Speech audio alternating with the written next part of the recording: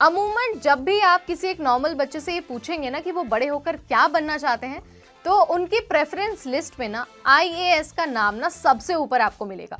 अगर आप उनसे पूछेंगे ना कि आईएएस क्यों बनना चाहते हैं, तो उनका आंसर होगा क्योंकि वो बहुत पावरफुल होते हैं। देखिए, पावरफुल तो आईएएस ऑफिसर्स होते ही हैं, लेकिन सवाल ये है कि आखिर वो काम क्या करते हैं और उनके फंक्शंस क्या होते हैं।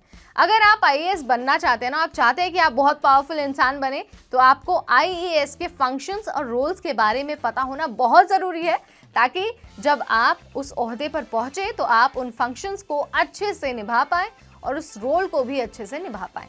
तो चलिए इस वीडियो में हम आईएएस ऑफिसर के फंक्शंस के बारे में डिस्कस कर लेते हैं।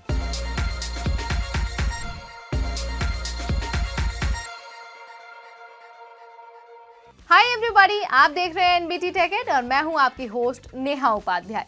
बात हो रही है आईएएस ऑफिसर के फंक्शंस की, और ये वीडियो बहुत इंटरेस्टिंग होने वाला है मुझे लगता है उन बच्चों के लिए जो आईएएस बनने का ख्वाब देखते हैं।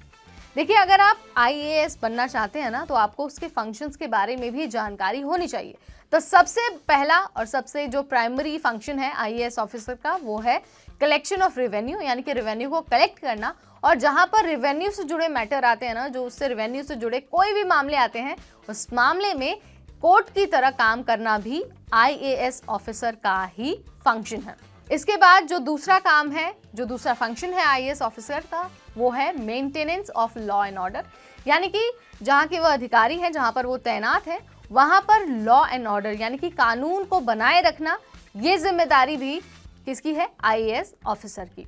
इसके साथ ही वो चीफ डेवलपमेंट ऑफिसर और एग्जीक्यूटिव मजिस्ट्रेट के रूप में भी कार्य करते हैं। ये कार्य भी एक आईएएस ऑफिसर का ही है। इसके साथ ही जो सेंट्रल गवर्नमेंट और जो स्टेट गवर्नमेंट की पॉलिसीज हैं, उनका इम्प्लीमेंटेशन अच्छे से हो रहा है या नहीं हो रहा है, इसकी निगरानी करना, इसका सुपरविजन भी आईएएस ऑफिसर के ही अंडर आता है। ये उनका बहुत ही इंपॉर्टेंट फंक्शन है। इसके अलावा जो ये पॉलिसीज है, इनका इम्प्लीमेंटेशन ठीक से हो रहा है या नहीं हो रहा है, ये देखने के लिए ट्रैवल करना भी एक आईएएस ऑफिसर का ही फंक्शन है। आपने कई बार टीवी में या फिर अखबारों में ये देखा होगा, पढ़ा होगा कि फलाना आईएएस ऑफिसर एक सीक्रेट मिशन पर निकले, फलाना आईएएस ऑफिसर एक हॉस्पिटल में पहुंच गए विजिट करने के लिए और देखने लगे कि वहां पर सब चीज़ें ठीक से हैं या नहीं है। तो ये फंक्शन क्या है? ट्रैवल करने का फंक्शन है, उन पॉलिसीज को देखने के लिए जिनका इम्प्लीमेंटेशन जरूरी है। तो ये फंक्शन भी आईएएस ऑफिसर का ही है। इसके अलावा जो पब्लिक फंड है, उसके एक्सपेंडिचर पर निगरानी रखना, उसका सुपरविजन करना, ये भी एक आईएएस ऑफिसर का ही फंक्शन है। इसके साथ ही जो डिसीजन मेकिंग का प्रोसेस है या फिर जो पॉलिसी मेकिंग का प्रोसेस है, उसमें आईएएस ऑफिसर बहुत बड़ा रोल निभाते हैं। वो अपनी राय देते हैं, जो उनका विजन होता है वो भी रखते हैं।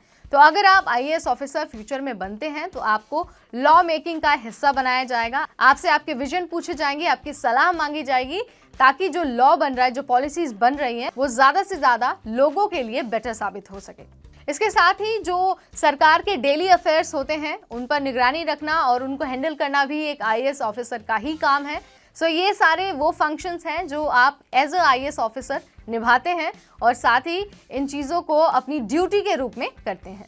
जो फैसिलिटीज़ हैं, जो सैलरी है ना, वो भी बहुत अमेजिंग है आईएएस ऑफिसर की। तो अगर आप सिलेक्ट हो जाते हैं ना, तो आपको 56,100 रुपये इस सैलरी से शुरुआत होगी और आपकी सैलरी 2 लाख से भी ज्यादा हो सकती है प्रमोशन के बाद। इसके अलावा जो एक सरकारी कर्मचारी को सुविधाएं मिलती हैं, अलाउंसेस मिलते हैं, जैसे कि एचआरए, टीए, डीए, ये सारी सुविधाएं भी एक आईएएस ऑफिसर को मिलती हैं।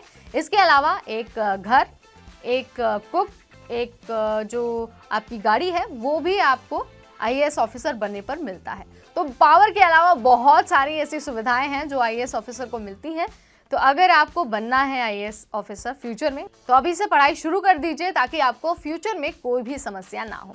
So this is all about functions of IAS officer. अगर आपका कोई सवाल है, कुछ जानना है, कुछ पूछना है, तो let me know in the comment section. अगली बार फिर आएंगे एक नई वीडियो, एक नए टॉपिक के साथ। तब तक मुझे यानी नेहा को दीजिए इजाजत। Keep watching NBT Tech add.